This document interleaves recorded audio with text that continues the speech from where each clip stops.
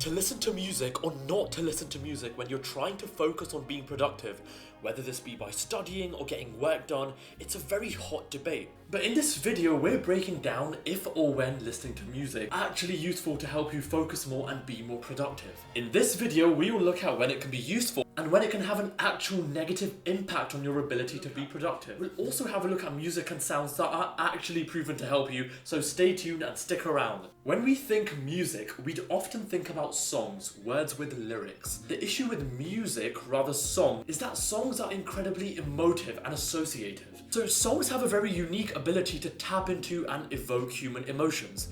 Certain melodies, harmonies, or rhythms can trigger emotional responses. These emotional responses can be good or bad, ranging from joy and excitement to sadness and nostalgia. Elements like tempo, pitch, and dynamics, they all contribute to the emotional impact of a music piece. But one of the most powerful aspects of songs and listening to songs is its ability to create strong associations with memories. Think about it, when you're upset, perhaps you enjoy listening to sad music. Sometimes listening to a certain song can unlock a very bad memory. Sometimes listening to another song and hearing happy lyrics or words can make you very happy. And a particular song or a piece of music can transport you back to a specific moment in your life, evoking the emotions and experiences associated with those times. It's for this reason that music can divide your attention.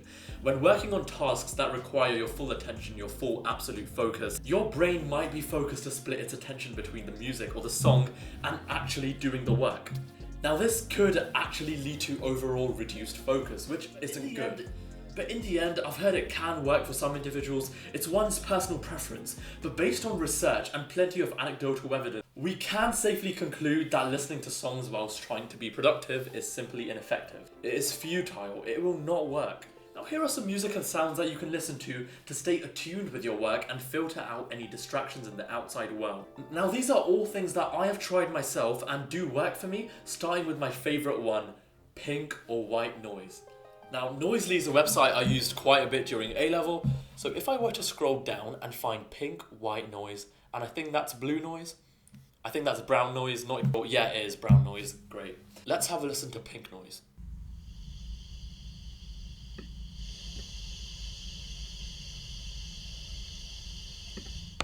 Let's now listen to white noise.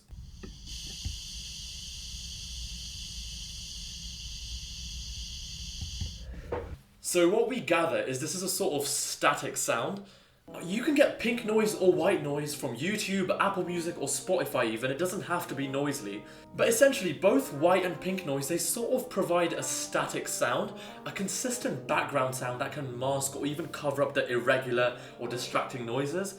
If you're at a public library, if you're in a very noisy area, it works. It really does work. I promise it works. The very moment I discovered pink noise to literally an hour ago when I was in the library, I've always been using it to work. It's just incredible. This has been scientifically proven to be particularly useful in environments where sudden or unpredictable sounds can disrupt concentration. And I personally prefer pink noise a lot more, and I'd actually go so far as to say that listening to pink noise is actually far better than working in complete silence. Because every time I listen to pink noise, I'm in the zone. I am working. Try it for yourself. It might not work for you. But as we discussed earlier, if you listen to a song that has creative riffs, or a song where you know all the lyrics, it can pull your focus to the music and away from the information you're studying.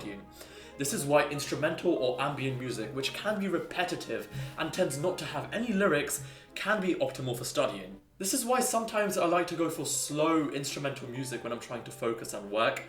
It doesn't always work for me. I do still prefer pink noise, but instrumental music, particularly classical compositions, has been associated with the Mozart Effect, which suggests that listening to classical music may temporarily enhance spatial temporal abilities, which could improve your ability to actually learn more and retain more information.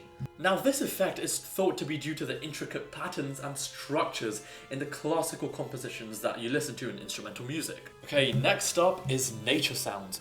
We're gonna head back to Noisely because I want to demonstrate nature sounds on Noisely. So I want to listen to rain, I want to listen to the wind, the trees, water, I guess, raindrops, I don't know. And you can also customize the sounds of them, change them up, make them slow, make them loud. It sounds peaceful, it sounds calming. I do this sometimes. Nature sounds are quite nice for reasons we're going to discuss very soon.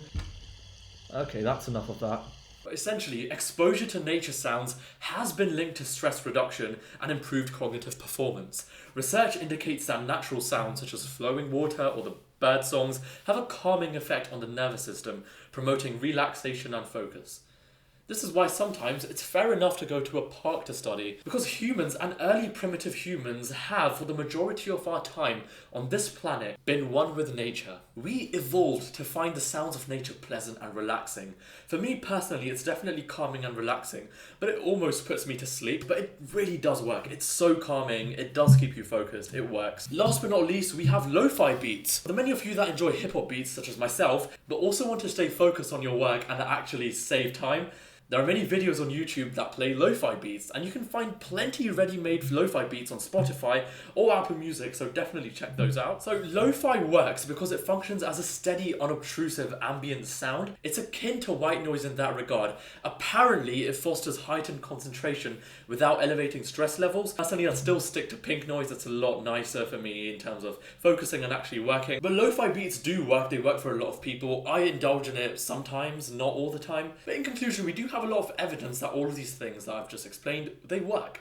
But in the end, do what makes you happy, do what makes you feel good and helps you focus. That's all that truly matters. Until then, stay happy and healthy, and I'll see you in the next one. Bye.